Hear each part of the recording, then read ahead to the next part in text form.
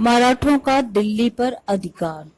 पानीपत के युद्ध का एक कारण यह भी माना जाता है कि अब्दाली का आक्रमण हो गया, अब्दाली वापस लौट गया। फिर मराठों ने गाजीउद्दीन के निमंत्रण पर 1747 ईस्वी में रघुनाथ राव और मल्हार राव आगरा पहुंचे। उन्होंने नजीब को दिल्ली से भगा दिया।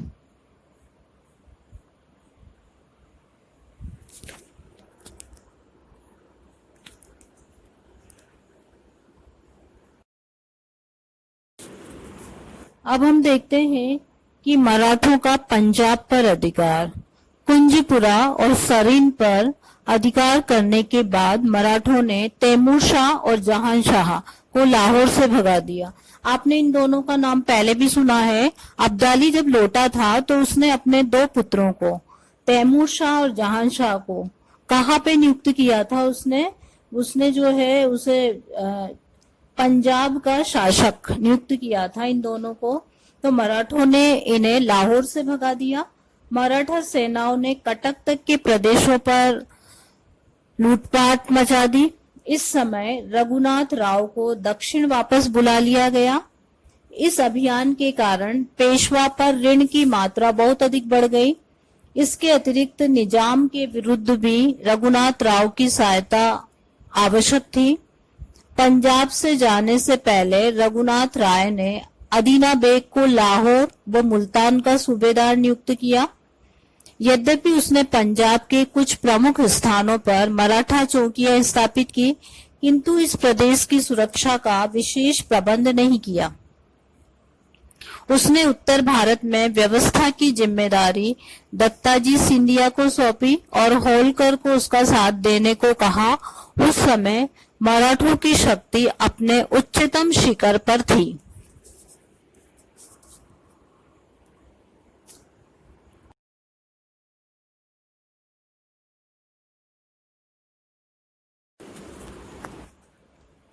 पानीपत के युद्ध का अगला कारण नजीब द्वारा अब्दाली को निमंत्रण देना।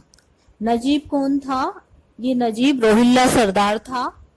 और ये रोहिल्ला सरदार किसको आमंत्रित कर रहा था? अहमद शाह अब्दाली को सहायता के लिए आमंत्रित कर रहा था। अब्दाली ने जहां खां को लाहौर भेजा।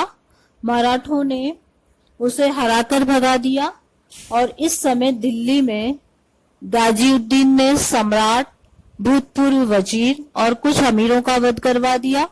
इस पर अब्दाली और क्रोधित हो गया।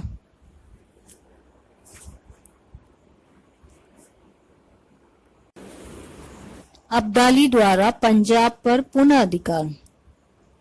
पानीपत के युद्ध का जो कारण माना जाता है कि अब्दाली नजीब की सहायता हेतु आया और पंजाब की ओर बढ़ा। जब ये समाचार दत्ताजी सिंधिया ने सुना तो नजीब का पीछा करना छोड़ दिया और पंजाब की ओर बढ़े। इसी बीच अब्दाली दिल्ली जा पहुंचा। वहां नजीब भी उससे मिला और 1760 ईस्वी में बरारी घाट के युद्ध में अब्दाली व नजीब ने दत्ताजी को परास्त किया। इस युद्ध में दत्ताजी सिंधिया मारे गए। कुछ समय बाद अब्दाली ने होलकर को भी परास्त किया।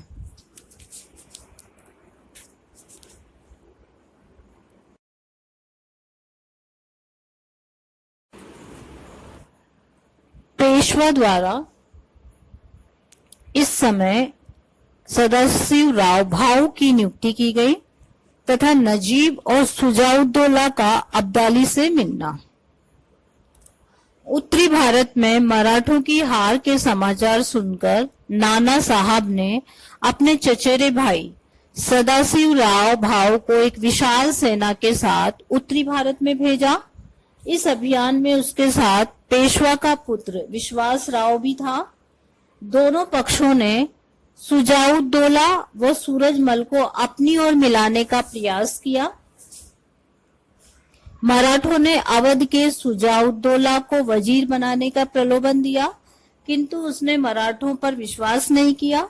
अंत में वो अब्दाली के साथ हो गया। सुजाउद्दौला को अब्दाली के पक्ष में लाने में नजीब का महत्वपूर्ण हाथ था।